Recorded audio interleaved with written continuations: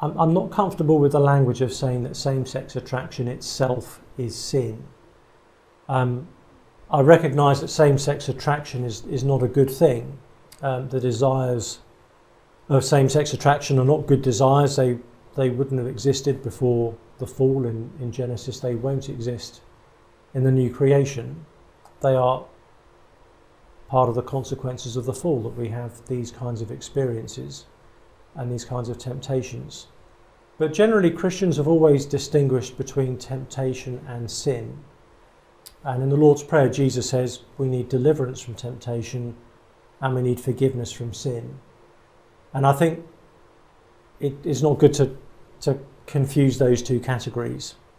All of us are people who have the capacity to be tempted. That's part of what it means to be fallen.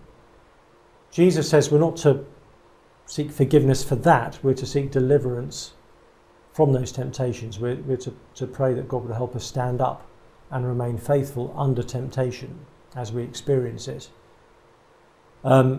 I think if you say to someone that their same-sex attraction itself is sin, you're effectively saying you need to repent of being fallen. And I'm not quite sure what that means or what that looks like, but I think that's certainly going further than the Bible does.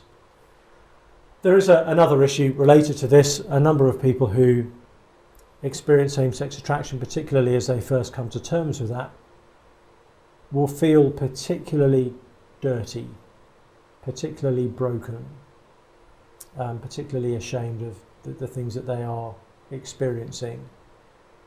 And I think to then say to that person, actually, that you are experiencing same-sex attraction itself is a sin, I worry that could crush someone who is already feeling very tender.